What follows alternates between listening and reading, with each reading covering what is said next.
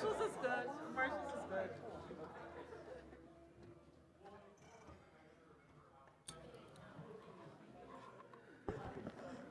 Good afternoon, everyone.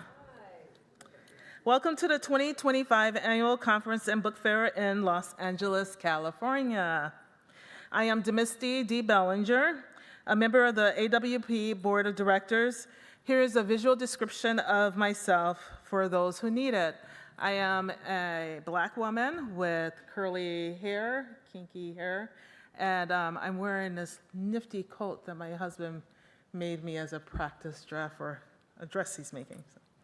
The Association of Writers and Writing Programs is a small but mighty nonprofit organization that amplifies the voices of writers and the academic programs and organizations that serve them, all while championing diversity, inclusion, and excellence in creative writing.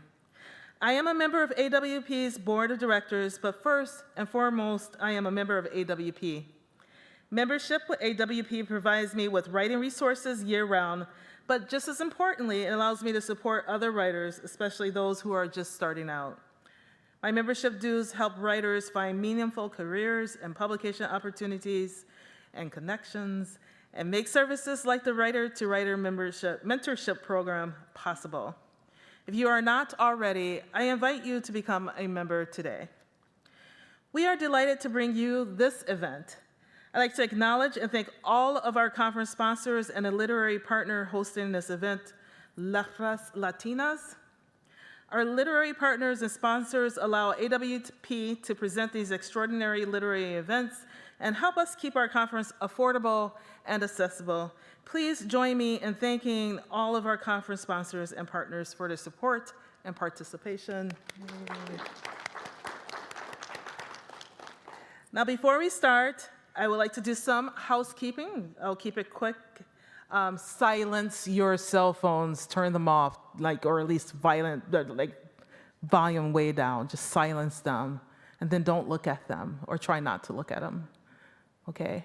All right. Remember, there is no flash photography allowed during the presentation.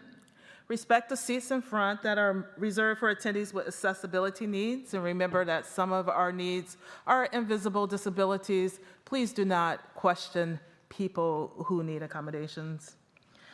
Please give the authors about 10 minutes after the presentation to get to the book signing table before approaching them to have your book signed. And thank you, and now it's my great pleasure and honor to welcome Laura Villarreal, who will introduce this fantastic event. Thank you.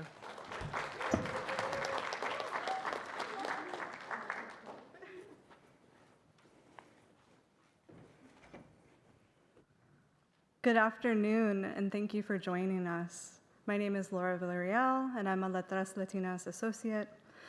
Letras Latinas is the literary initiative at the University of Notre Dame's Institute for Latino Studies, which strives to enhance the visibility, appreciation, and study of Latinx literature, both on and off campus. Letras Latinas is currently under the direction of Francisco Aragon, and currently a team of 4, including Letras Latinas associate Brent Ameneyro, who's here on stage, and our Poetry Coalition fellow, Cloud Cardona, who's in the audience. We're pleased to present a reading and conversation with 3 poet leaders, Ysabel Y. González, Sebastián Páramo, and Ricardo Maldonado. You may notice that Ricardo is not on stage. He will be joining us via Zoom, so he'll be on the screens. There he is. Last year at AWP Kansas, we held a reading featuring 2 of our foremost Latinx literary citizens, Rigoberto González and Carmen Jimenez, followed by a conversation moderated by me about their work as poets and literary citizens. This panel is a continuation of what we hope will be a long-time initiative to uplift Latinx poets within our community that are doing vital work as literary citizens and leaders while maintaining their own artistic practice.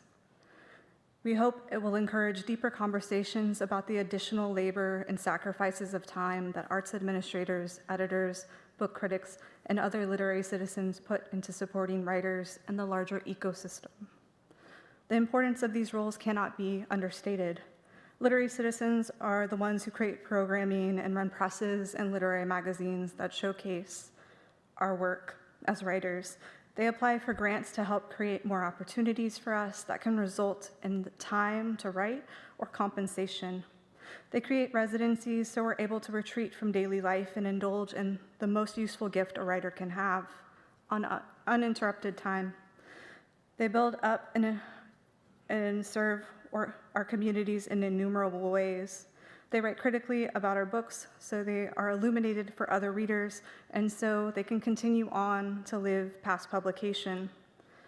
This isn't even the full scope of the work literary citizens do because they are always dreaming up new ways to sustain and amplify writers. As an organization, we've been having conversations about how to provide undivided time back to our literary citizens and leaders. One idea we endeavor to bring into fruition is a week-long residency for those who hold day jobs as arts administrators while maintaining their artistic practice. Additionally, Letras Latinas has many exciting programs and projects underway. I'm happy to announce that Letras Latinas has partnered with Grey Wolf Press to publish a new anthology of Latinx poetry titled We Come From Everything, Poetry for the 21st Century, which will be co-edited by myself and Dianelli Antigua. The anthology will gather 25 poets who have not yet published more than one full-length book of poetry with the goal of highlighting a representative swath of Latinx poets of this moment, especially those with a sense of identity that is bound to multiplicity and capaciousness. The anthology will be one part of an ongoing initiative to uplift emerging Latinx poets over the next few years through our programming. I also want to make one note. I want to encourage you to visit our booth after this session to learn more about what else Letras Latinas is working on. We'll have author Claire Jimenez, who wrote the award-winning book, What Happened to Rudy Ramirez, right after the session. Thank you for joining us, and I'm going to hand it over to Brent.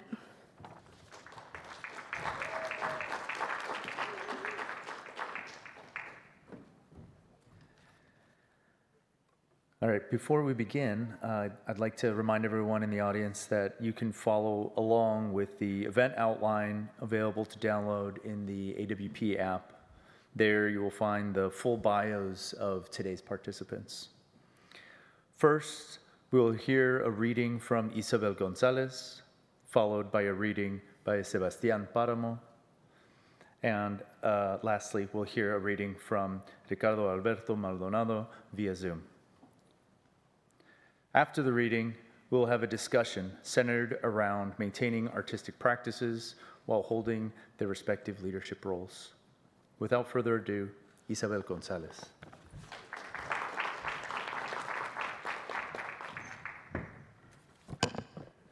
I'm thrilled to be here alongside Sebastián and Ricky, two other advocates and ambassadors of language, alongside each and every one of you, all literary citizens. But what does it mean, and what responsibilities does it carry? How can our literary citizenship offer hope, sustain us? While I do not have all the answers, what I do know is that now is a historic moment where Americans' definition of citizenship and who is permitted to contribute to our country's story is being tested. There is also a very real erasure happening of narratives from Black and brown, queer and disabled voices which are being silenced. As literary citizens and as those who have the expansiveness to imagine new worlds, it is our responsibility to stand tall and write, shout at the top of our lungs, make demands, because the truth is we are each language liberators, and we have a special power that most do not, which is to document, tell hard truths, offer counter-narratives, and resist using our imagination to create new ways of surviving, of thriving. We are rebellious by nature and innovators. When I think of the literary citizen, I also think about community, and it is here that I find my most resistant self. I write with my ancestors perched upon my back, and they challenge me every day to find resistance with community at the root. Now, I really dislike the language of now more than ever, because for me, as a woman of color and as a disabled woman, the moment has always been now more than ever. But it is especially crucial now that we, the storytellers, the culture bearers, we are the ones responsible for using language to bridge, to emphasize our connectedness, to uphold our humanity. And let me remind us that none of us are free until all of us are free. So now for some poems. My first book, thank you, I appreciate that. My first book, Wild Invocations, was published by Get Fresh Books, and you can find them in the book fair. And today I'll be reading 3 poems from my forthcoming book, Sing This Body Out, which was just picked up by Flower Song Press and will be published in 2026. And so all that you need to know is that there's this persona that shows up in these poems called the chameleon, which is the speaker. So this poem is called Chameleon's Threnody, or Woman and a Pint of Ice Cream on a Friday Night. And the epigraph reads, best day ever, Jeff Bezos. I count backwards, galaxy, liftoff, hoping humanity comes to its senses and starts feeding its own black and brown babies instead of comparing whose rocket is largest. Elite touring stars, colonizing even space. But I digress. I'm wrapped in a blanket on my sofa, crying in my chocolate chip cookie dough. Before you roll your eyes at me and release dramatic from under your breath, recall that I, too, have an environmental vision where people who look like me are freed from a society that merely tolerates us.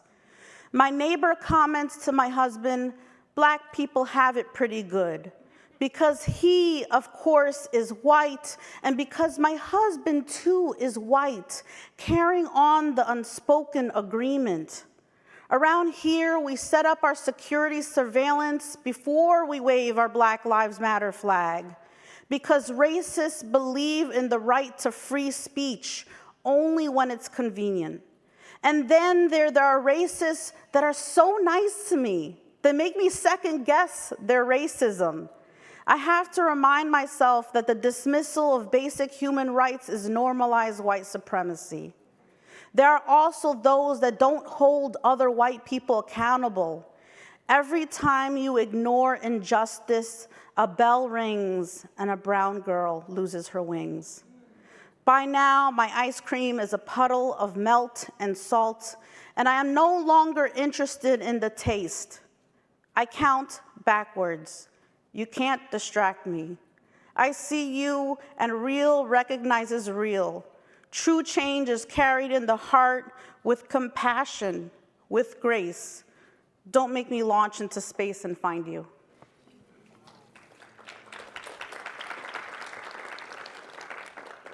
Chameleon considers kids. Doctor says I should make a decision tonight. Go home and talk to your husband about it. Before tonight, before the procedure, before the eggs go bad, before there is no more lining to hold one, before the world gets a little worse, before COVID and monkeypox, before my lover unloves me, before we decide we're too old, before death marks me, before I get too dramatic, before I call my mother, before I consider the smallness of our house, before where would I even grow it, before I've never even changed a diaper, before this list, before the ending of this poem, before it's raised by another woman, before wanting to be a mother matters, before I have a concrete decision, before four walls, before mothering fear, before mothering love, before mothering mouthfuls of unanswered questions, before anger, before I've wasted so much damn time, before lying to myself that this is a good idea, before lying to myself that this is a great idea, before always wanting one, before trusting the right partner, before giving up on myself, before what can I offer, before what can I give, before I give, before I take, before losing a mother, before loss, before lost, before holding power, before loosing stored hunger, before pooling tenderness, before little cries trickle, before chaos blows from my hands, before confetti, before I can muster energy, before clarity, before craving a wiggle in my womb, before knowing something happen, before a reason, before blaming a higher power, before the eggs go bad, before the procedure, before tonight, before a word comes out, before my husband picks up his arm, before it cradles my body, before I make a decision, before my body, before I bow to it, before I offer up a lit candle, before light pours from my body, before I make a decision, before my body decides for me, before it breaks, before I break, before a decision, before giving up control, before my body, before I laugh again, before I speak with my mother, before I'm unconditionally loved, before hope, before I hope, before I hope again.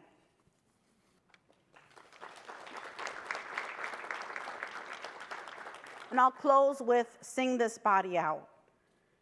Dear reader, when I'm invited to help heal another woman's body, it feels velvet, smooth wrapping itself over my thighs, soft pushing me out of the house into a darkly lit club, karaoke night with the girls. We sing about our lovers we've left hanging, but also hold high notes about our irregular menstrual flow, the mammogram where bunches of skin fold underneath itself.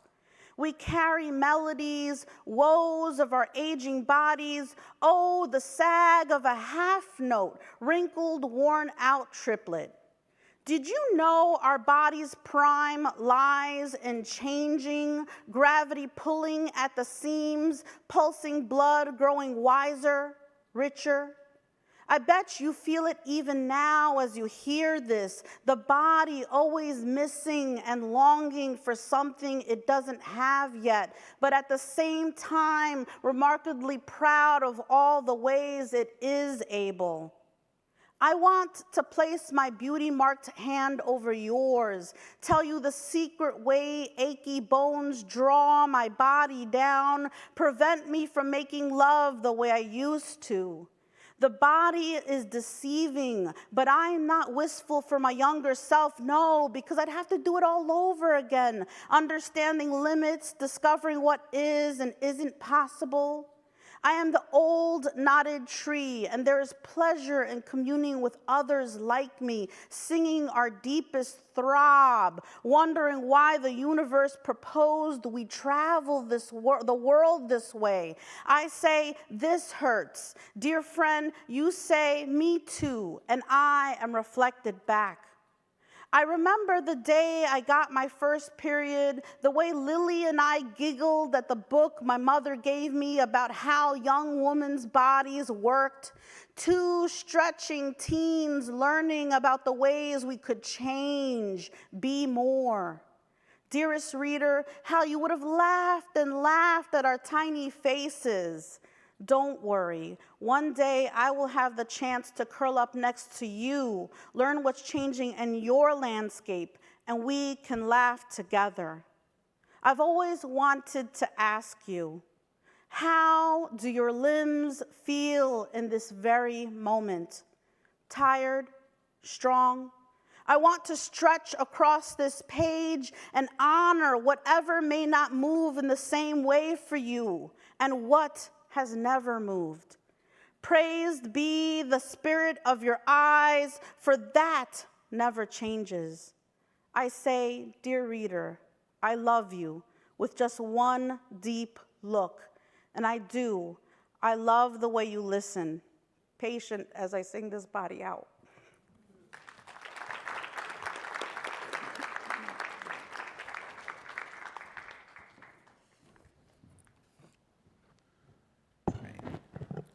Thank you, Ysabel. That was wonderful to listen to.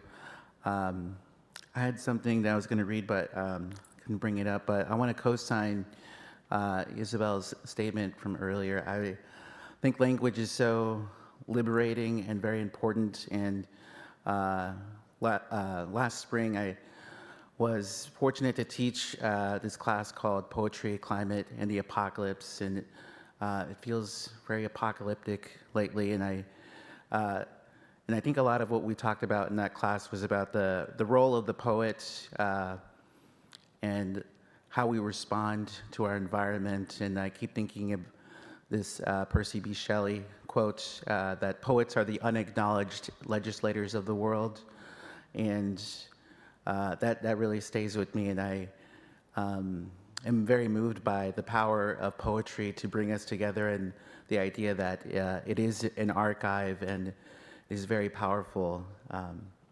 So I'm going to share some poems with y'all. And I think poetry is also very powerful when it comes to talking about complicated histories, complicated emotions, and poetry is one of our oldest forms of storytelling. And when there's so much going on, when things are overwhelming, poetry and language are here for us. And I think that's very moving. And my first book is about family history, and storytelling plays a big part of it. So I'm going to read this poem called Cajeta. We always wanted a family. Didn't Father beg for us to act like one? He yelled at us to make plans. Don't take your sweet time. Don't get thick with me. Didn't he mean for his efforts to yield better blood than before, richer than before? We are rich with family. He says we're fine, Yet his body tells me it's tired. Tired of the molasses of burden, not sweet anymore, it burns. My mother's burden was once slow too. In Celaya, city of candied milk, she loved cajeta, how it simmered good and overnight. A cosmetology graduate, I once misunderstood her as someone who studied the stars, and it ended up true anyway. She dressed and cut our hair for family portraits. The star of Texas and cloud played backdrop. Her baby's first hair was sweetened inside a plastic bag, a drawer, something to burn the past in our hands when we hold it.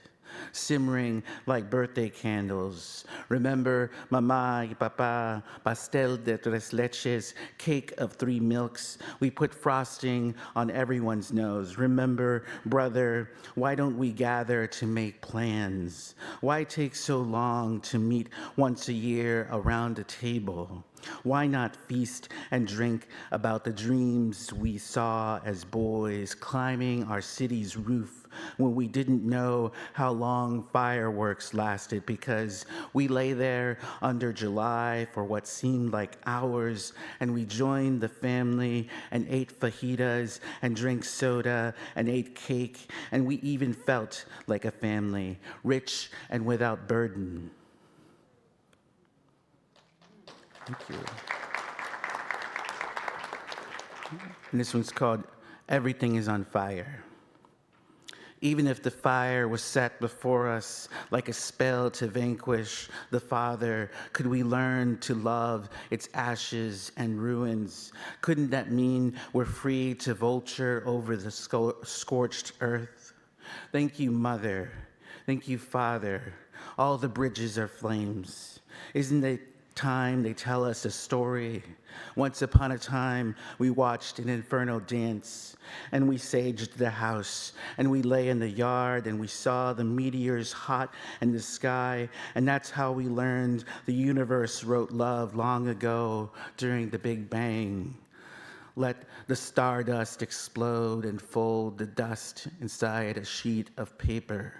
Set it free like a plane zipping through stars, its wings flickering with the scent of burning.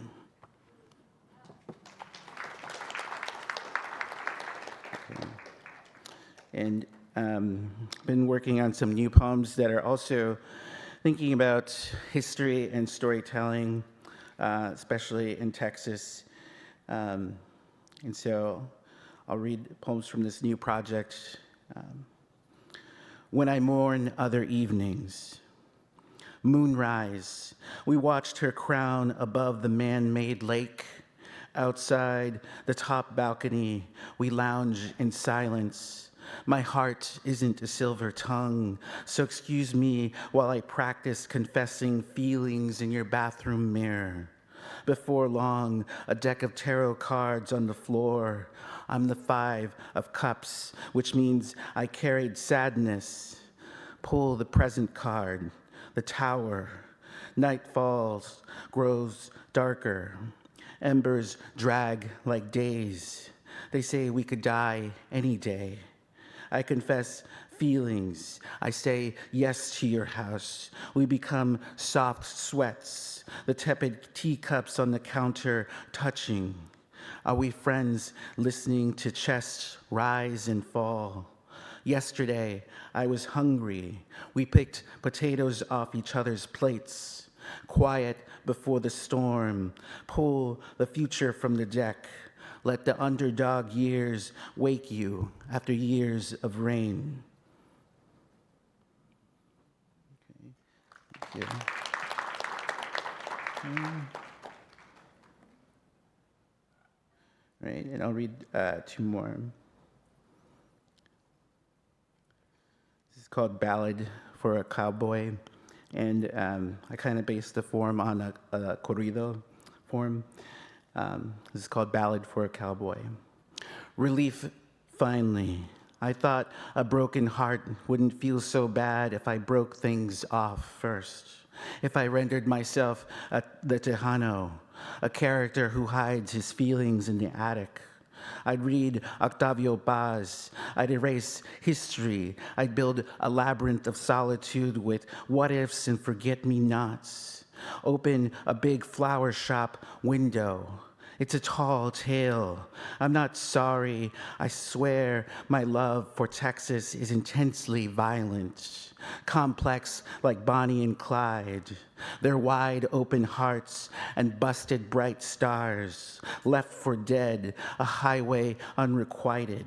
I can't rob banks or chase tornadoes, even if I was the man you wanted, even if I was the last man on earth. Texas won't love me back. I'm Mexican. This isn't the first time someone has broken my heart. I don't date other labyrinths, you said. In response, I wrote a poem where we never said I was an outlaw. Instead, I launched myself into space. We said, it's better this way. I spiraled. Like it or not, we were tangled. If we're not careful, we'll get hurt. Why? We try harder after each hurt, don't we? We learned to love the catastrophe.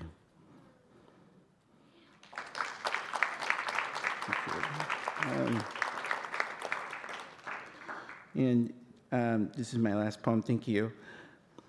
What I know of empire is first impressions. When I was smaller, everyone seemed taller and faster. They had better homes and gardens, high ceilings, bright deep blues, pools of what I envied, or my parents. Mexica and Cortez named me Tejas. They gave me a suburban childhood, a pool circa 1991. They paid taxes and raised me to bleed sweat. My neighbor David and I play hopscotch on the blacktop like brothers or rivals. He once told me his father won a war. I didn't know my parents hate to brag. One day he asked, "What does your father do?" I can't reply since I know only shame.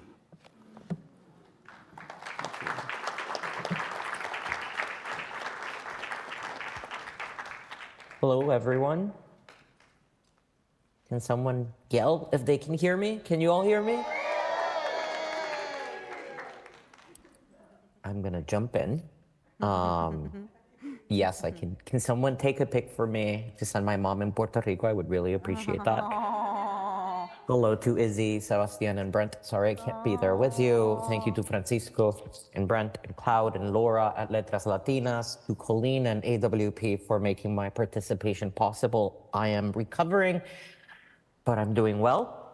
I came to this panel after taking some notes, or arrived to this panel digitally thinking, what is our citizenship if not a conspiracy and a marketing appeal? Who bestows it? What is the state that could crown us in that privilege that says you are one of an us? I want to open and to think of that reading as, I want to open and to think of reading as the only conspiracy I want to trace for an us, to be an opening to each other beyond the form that is a border. I hope my poems speak to that. I will start with 6 Apologies, Lord by Elena Halitiak Davis. I have loved my horrible self, Lord. I rose, Lord, and I rose, Lord, and I dropped. Your requirements, Lord, spite your requirements, Lord, I have loved the low voltage of the moon, Lord, until there was no moon intensity left, Lord, no moon intensity left for you, Lord.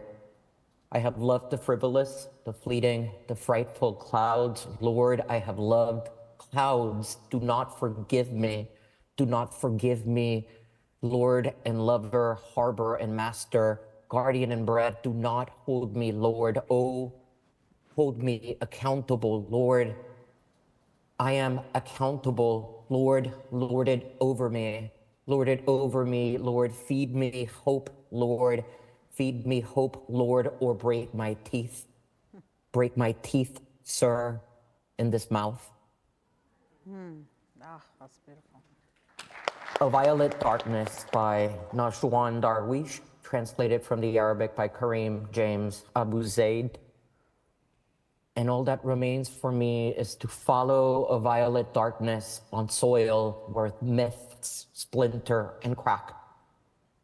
Yes, love was time, and it too splintered and cracked like the face of our country.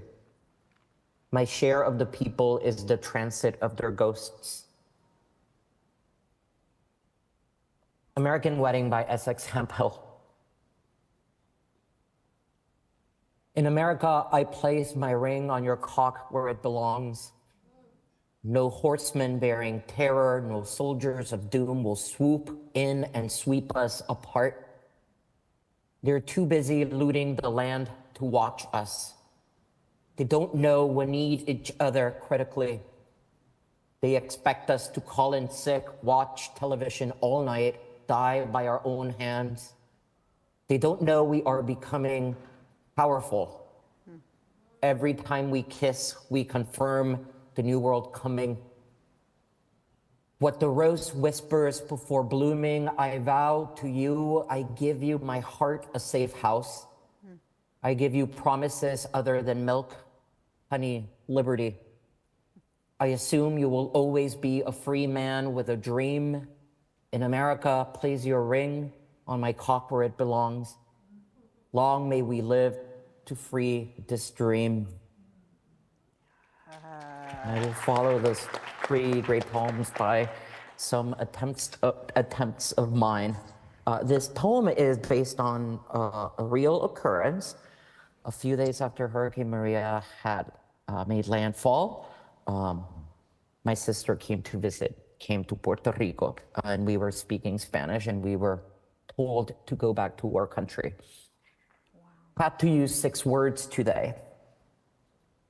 Once you, America, were locusts and owning, for example, in Brooklyn, your absolute gift, you reached for me with your Charter of Rights, a republic of austerity measures and oversight, suggested I was your subject to your dissertation as I was your readers. America, are you the precedent? The sea train in its abstract melancholy? Then forgive me when I lean towards the mystery inside. For example, our brethren called me Capricorn in Bushwick, Spick in Park Slope, suggested translation of my name, but that was in New Jersey. If I were to find one benediction inside these 6 walls, it would be Marcus, my boss's cat, the deadbolt making my home out of Thanatos, so I may hope to be a human reader. 2 weeks after Maria, I sent a text despite keeping my receipt for $3. Oh, America, lay your immense wake over me. I alone in my room, for us I sing. I, America, whom you are holding now in hand, book, forgive me everything. I've gotten up in my used sheets, America, at 6 in the morning with a poem in mind. A new poem trying to rethink what an inaugural poem would be, in this case, Robert Frost's The Gift outright. The title is inaugural, but it's crossed out. You can't see it, but I'll try to cross it out, or try to cross it out with your heart as I read it. Inaugural. Entering the country that the men have to devour, that has given up faith they set to investigate and give you, from which they were unpossessed. You are alone in what a man could do in the place you enter, knowing I neither know, I ought to know, the miracle of hair. There are no children who had no shadows when history began. Nothing but mine means less than the density it takes to make a country begin. It enters and enters. In the country, there is a dish of clay for our withholding. You and I are earth as origin. They are not yours from the sound of your song. A heart cleanses. We do not eat the heart if not its red fiber. It is Thursday when I sleep. In the language of my country, I dress the poem in futura. One says myself, I am a first line undoes a song. Nuevo dia, expound on the colony from the outside. A wave always has a method. The shroud is the father. Describe democracy. A precedent is a vector. The body a geological insult. These poems are a vertex toward emergency, delaying my assignment. Please note, I love, presently, I picked up my mother's prescription. Move your head to the right of the Republic. Account for your citizenship with your new address. Did you vote for a civilian? Enter a name for your mother here. I lose my language to corrupt a field. The field is a consensus, a political face. And what does a book invert if not a heart is not the fire nor a threshold? Thank you. Yeah.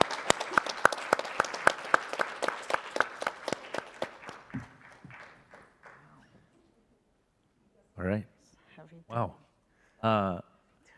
Well, what I like about starting with the reading is that's what this whole event is about, is showcasing these leaders in the art world, arts administrators, and folks that are doing all of this work behind the scenes, but showcasing that they are poets and they are artists first and foremost. And I think we should give another round of applause for these three readers.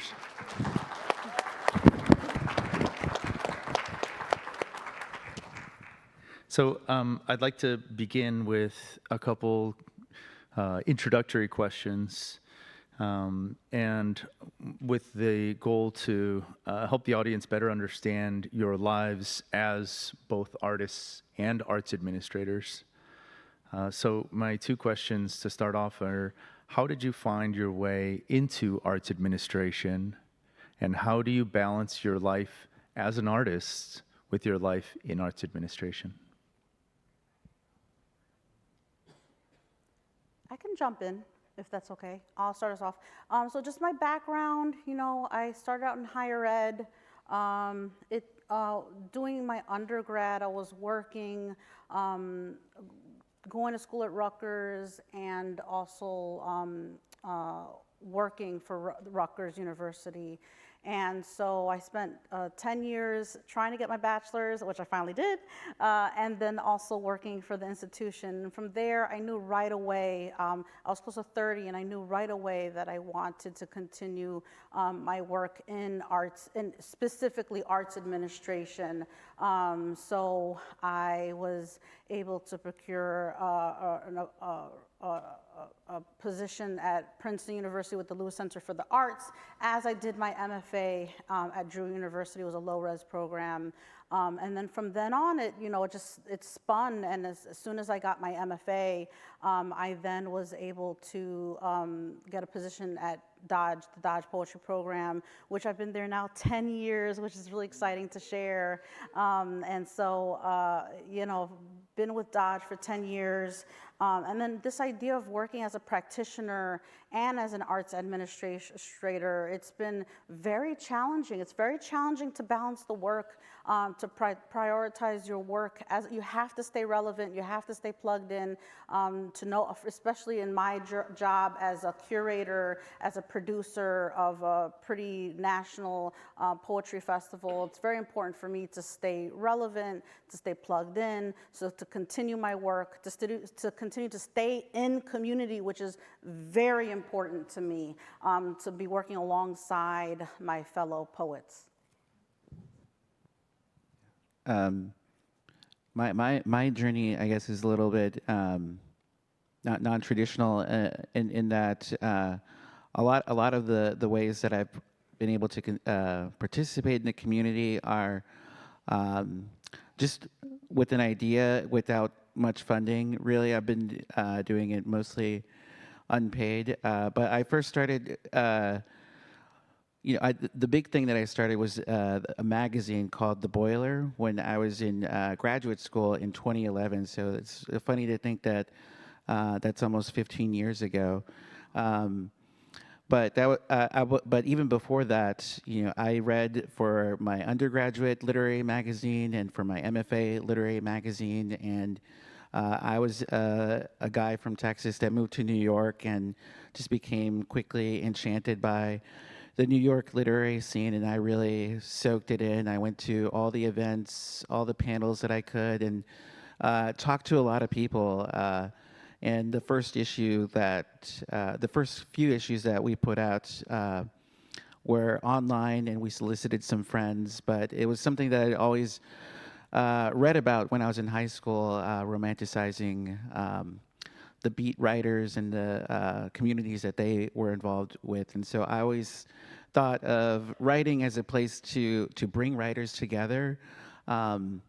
And so it's been really great to see how the journey that's taken me on, because I ended up working at a literary agency. I moved back to Texas, and I got in touch with some literary arts nonprofits, and I ended up helping them with their programming and on the board. And I started my own reading series. Then I was in my PhD program, where I became the managing and production editor for American Literary Review, and was also putting together events. And then after I finished my PhD, I was asked to join Deep Vellum, which is a press based in Dallas that's started primarily as a translation press, but they were interested in publishing original works in English for poetry, and I was able to pick some incredible poets for that.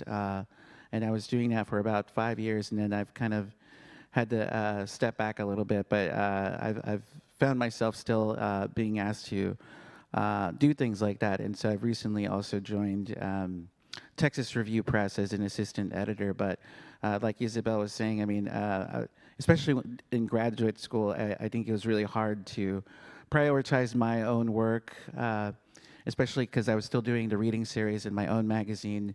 A lot of it was unpaid labor, but we do get donations for the magazine, and I was funded by a nonprofit for the reading series that I started in Dallas. But it's been very enriching as well for me. I mean, even though it's really hard to find time to write, I think of bringing writers together as an opportunity to learn and grow as a writer. And so I really appreciate the conversations that happen, and publishing writers right before their big book comes out. And I think it's I don't know, I'm very humbled and always in admiration of the writers that have submitted work to me or shared work with me. And it's very enriching to see them eventually become my friends. And I always see writers or books as teachers, so I think that's been really great. But it's also very challenging, to juggle all these things, especially now that I'm working as a lecturer as well, teaching and writing and juggling all these other things that I'm still very invested in doing and participating in. So that's been my journey. Yeah. Yeah, so I think we all share some kind of vectorial trajectory here. For me, I never expected to be an administrator, but I was born a Capricorn, so I'm kind of gluttonous in what I feel like is of interest to me and has kind of like a spark of energy that I can share with others. After college, I was living in Puerto Rico as a teacher. I was living with my family, and I really wanted to do an MFA, and I went to an MFA. And afterwards, I had difficulty understanding or parsing what the future could be like. And so I applied for this job, and it was the 92nd Street Y. This was 2006, right before the Great Recession. And I guess everything conspired to keep me there. And it was really explosively interesting because at the 92nd Street Y, I had a view of how literature, like all forms of presentation, can be an art. Even when I was not writing. I mean, my book took 15 years, sort of like 15 years to come out, but everything felt like it was advancing my thinking of what a poem could do, even when I had to sit through readings that were not of particular interest to me. I felt like, oh, this is important for me to be sitting here because I'm not sitting in a void, I am sitting in a context. And so I got to learn from more than 1,000 writers who read in a gazillion genres. And everyone taught me something, even if they treated me poorly. And I have a list of names. If you ever want that list, just give me a call and I'm happy to share. But I always wanted to keep my agency and reading of the world as a teacher around. And so, Brent, I'm just giving you a lot, but I just kind of wanted to be an administrator who positioned teaching and responsibilities as an educator as like central to a mission, a personal mission. And so I started a workshop for high school students at the Y, and the universe again conspired to take me out of the 92nd Street Y at what feels like was an interesting time, and at the academy, like I saw the job and I felt like, oh, I would like to bring more robust educational programming to a national institution that's really doing the work of advocating for poetry and poets and readers. And so, like, yes, not a teacher, always a teacher. And by virtue of that, I'm always writing, even when I'm not writing, right? So, like, just to sort of juggle all the things we're juggling here in this panel, right? But it's like, there's a kind of symbiosis that I don't understand, but that I can taste.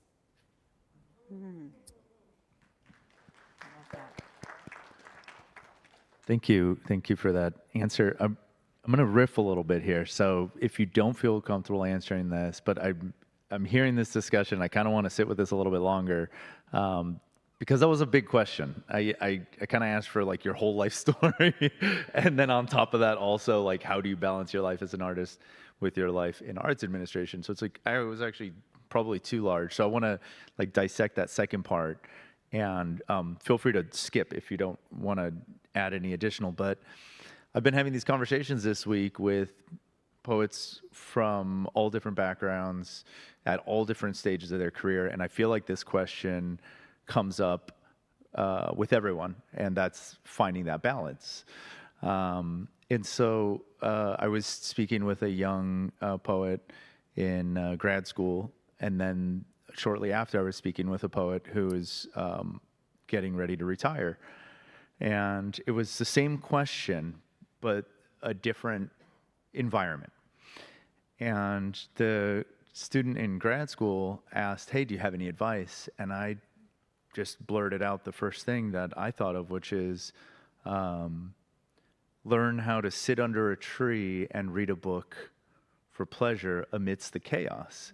Because if you can do that in grad school when you're thinking of teaching and writing your book and learning this and studying that and thinking about what you're going to do after you graduate and all that, if you can learn how to still do that there, you'll be able to carry that with you and find that balance through anything. Does anyone else want to just a quick nugget of wisdom, if something comes to mind that you can share about how you maintain that balance? Yeah, you go ahead. Go ahead. No, go ahead, Ricky.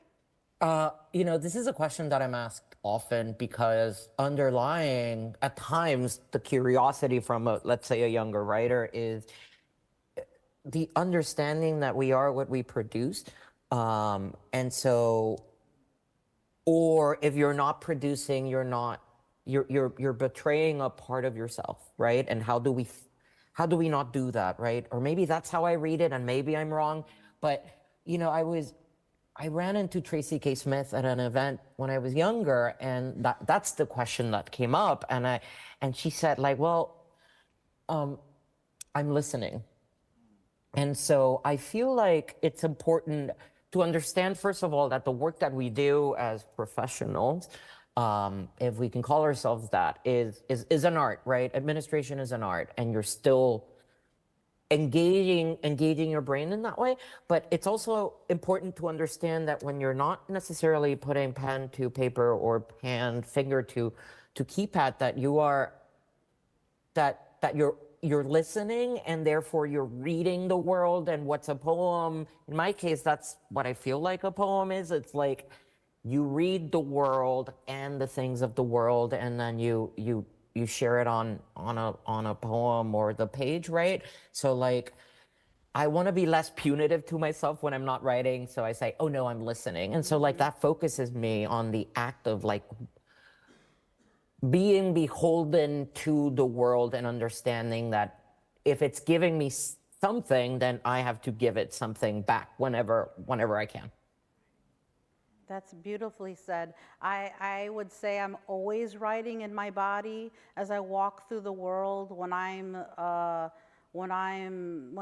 like a sponge, things are seeping in, and I constantly feel like I'm writing the poem in my body, and when it's ready, it gets on the page. But I would say my nugget is that I have found a community of people that hold me accountable. That has been my success. I have people around me who are my cheerleaders, who believe in my work, who understand my work, and are constantly asking me, are you writing? And I think that's different from, Ricky, to your point, to producing. That's a different, are you publishing, producing? That's a whole other sort of category. But in terms of actually doing what my calling is, which is, writing it out, I do have a community of people that are always checking in with me to make sure that I'm doing the thing, because as arts administrators, we have to uphold the model of being writers ourselves. We have to be out there performing, engaging with writers. It's part of the work, and I think we all three can agree that part of it is engaging with emerging talent and seeing who's out there. That also, I think, Ricky, to your point, feeds into the work that we're writing, what we're experiencing, who we're engaging with. It's all sort of an ecosystem that's working together. Yeah, I want to echo that, because I heard the word like calling. I think it is like a calling. I'm also a Capricorn, so I feel like I can't help but participate. I'm just kind of hungry. Like there's periods where I had to stop my reading series during the pandemic, and I ended up starting a virtual reading series briefly because I felt like I needed to. And that's part of what I think keeps me invested in the writing world. I see it as a conversation with the world, with the subject, and I would also agree that not writing is also writing, because you don't have to write something down to have a conversation with it. You can probably sit under a tree and just sit there, in the quiet, and ask yourself, what are you paying attention to? And I think that's part of the process of being a writer. And I think as an organizer, especially someone for my reading series and for my magazine, I'm thinking of, who do I want to welcome into this space? And I in my practice as a curator, I was trying to bring in writers from Texas, and I was trying to pay attention to who those writers were, because there wasn't anybody that was talking about some of those writers. I would read magazines or and see someone's bio say that they were from Texas, and I would look them up, and I would find them and then create that conversation and say, hey, I really liked your poem, come do a reading, let's hang out and have a conversation. And so for me, it's just something I guess I can't help but do, but I see it as a conversation and a cultivation of attention. What am I paying attention to in the world? Mm-hmm. Are we taking notes? I mean, this is good, right? Like, I am. I mean, I'm soaking this in. I'm like, oh. I want to shift gears a little bit and jump from that to more specifically kind of an identity-based question and maybe tagging off of your point about community. So thinking about yourselves through the lens of Latinx practitioners, how has your identity shaped your journey? And what kind of mentorship did you have? What paved paths did you follow? And what paths did you have to pave yourselves?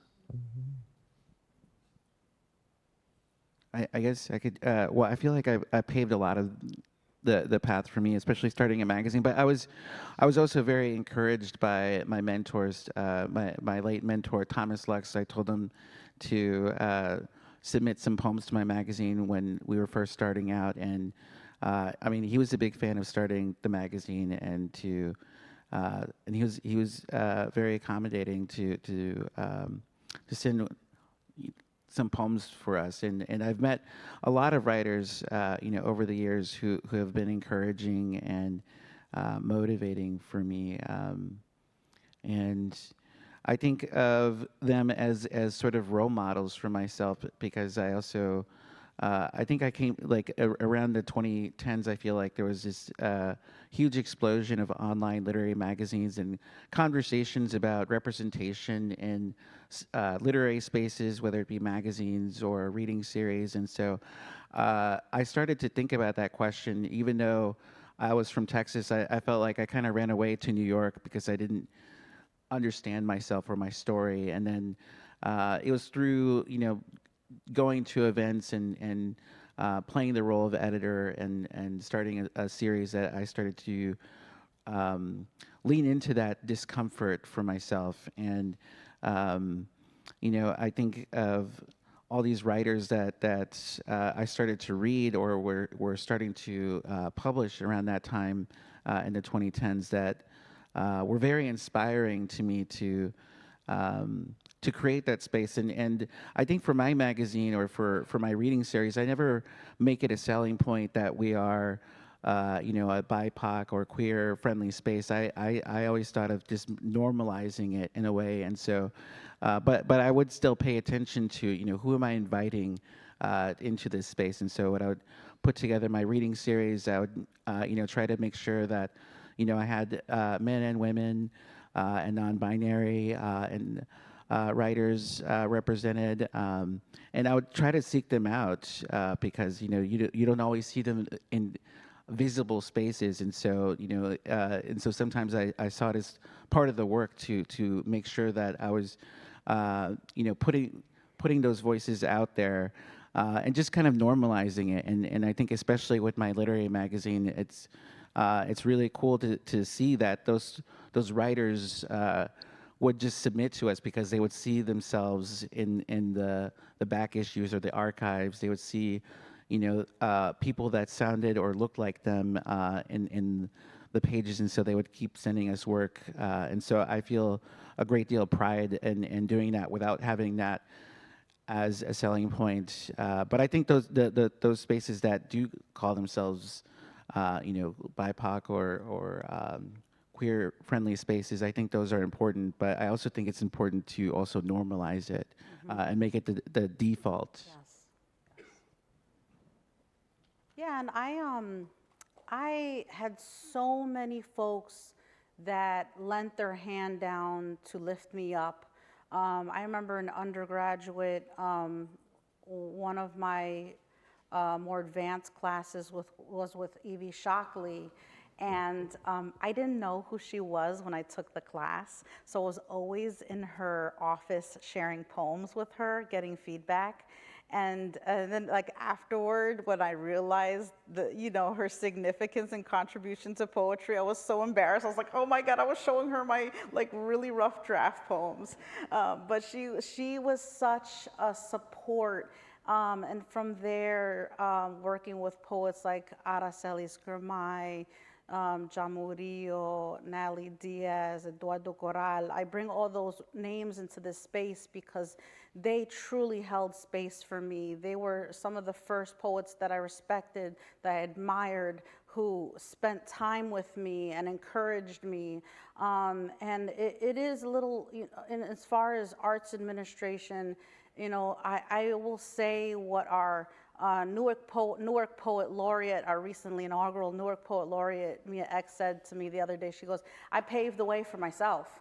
And as a woman of color, as someone who's a little bit on the more radical side, it has been very, very challenging being in these primarily white spaces and having these honest, brutally honest conversations about creating more space and making the default queer, brown, disabled, making that not only so that there's representation, but so that there's an extremely inclusive space. It's one thing, and I can talk about it a little bit more later. You know, Dodge has been wonderful at creating the lineups that are so diverse for years. When we brought it to Newark, it's been incredibly diverse, range of voices.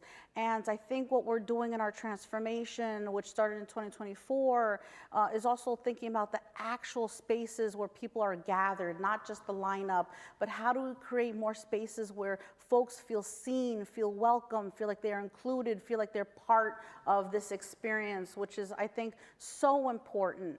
And so I think some of the work that I'm doing is to create those spaces where other women of color, I also identify as a disabled woman, other women of color, other folks from disabilities communities feel like, oh, this is a trajectory and I see myself in it. So grateful for that question. Yeah. You know, I have a lot of, like, I'm trying to juggle 8 different things. And I want to start with my poetry because I feel like that's really what tethers me to my arts administration, even though I'm not always writing it and I'm always listening. But I write because there's stuff I don't know. And there's stuff that really confuses me about the world. And so, like, in many ways, the not knowing feels like a promise. And so I like to think that the way that I curate is moving towards knowing something I don't know.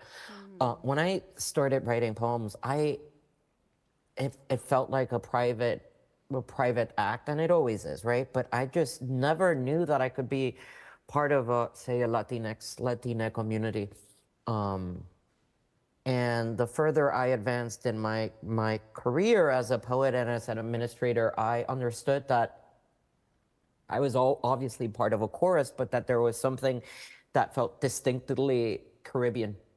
And when whether we are talking about the archipelago of Puerto Rico in my case, or the diaspora, right? There felt something that was very special that I needed to learn.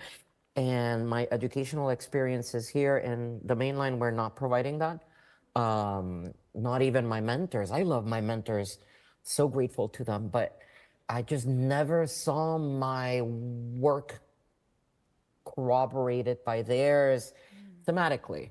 Stylistically, yes, I learned how to build a poem, but I never felt like my content there was kindred.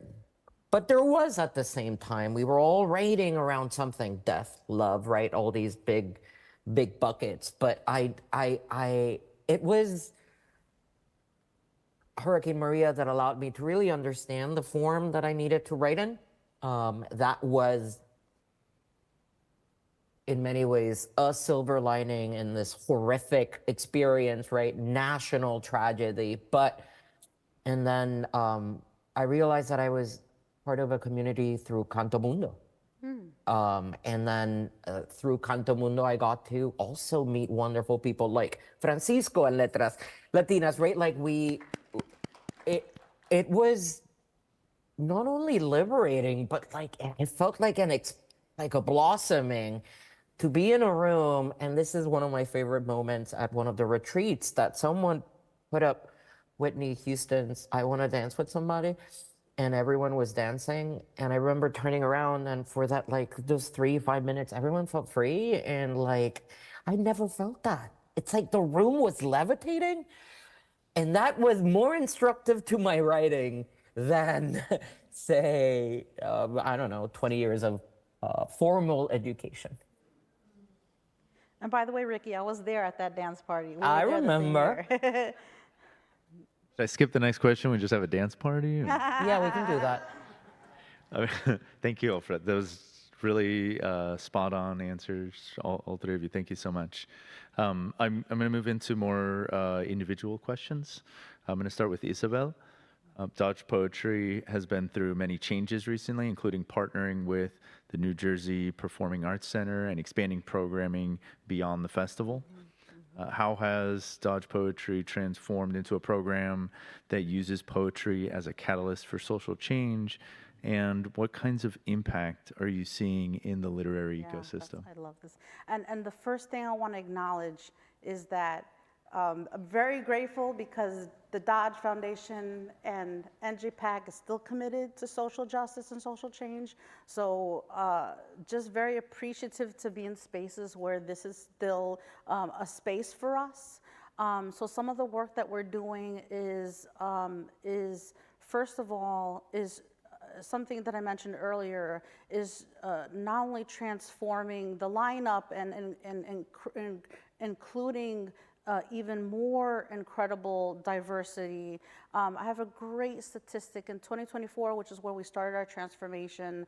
98% of almost 100 artists at our Dodge Poetry Festival, 98% came from either the BIPOC, queer, or disabled communities, which is like, it's a staggering statistic. And you know, Sebastián, when you talk about making this the norm, that is our goal.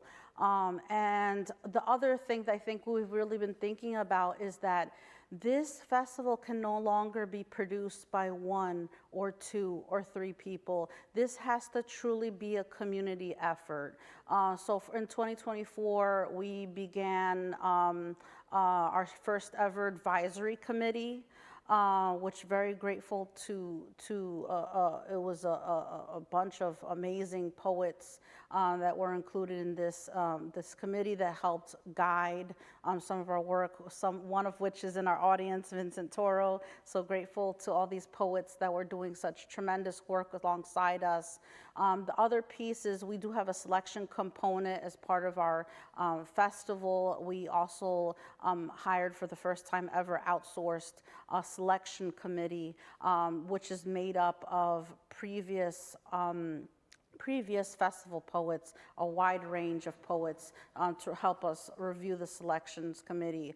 So some of our commitment is to involving community and co-collaborating, co-producing, co-conspiracy. We talk about conspiracy, conspiring with us to create this just tremendous experience. The other piece is that now we're year-long programming, so not just the festival. We sort of do this this spaceship where we come into Newark and then leave. Our home is now based in Newark, and we're doing so many amazing things with the city.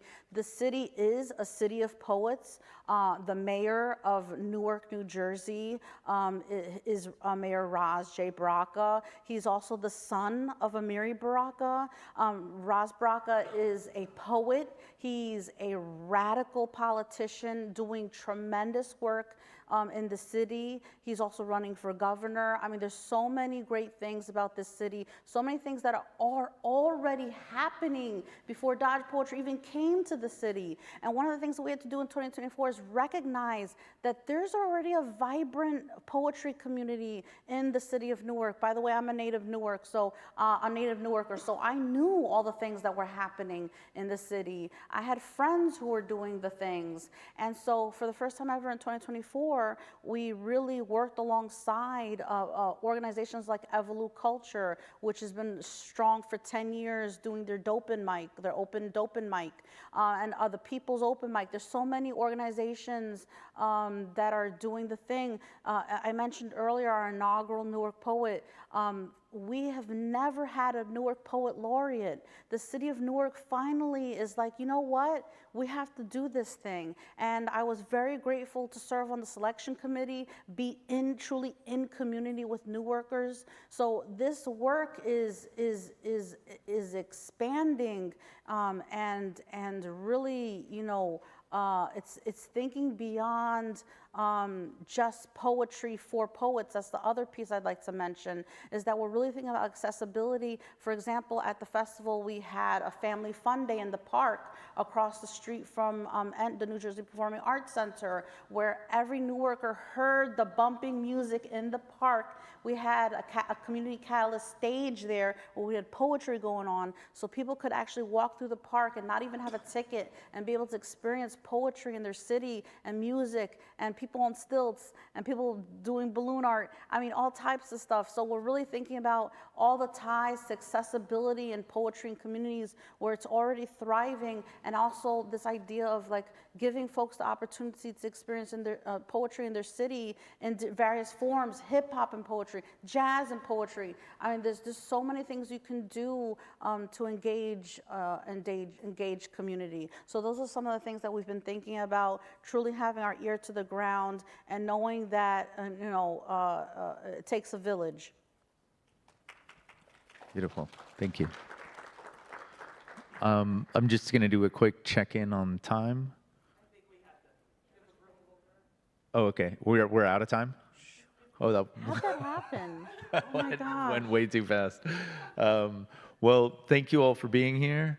I'm sorry that we were not able to get through all the questions, but I am glad that we were able to hear your beautiful poetry readings, that we were able to explore some of these questions and get a fraction of your wisdom here today. So thank you all three of you for being here. Thank you. Thank you. Gracias. Thank you. Bendiciones.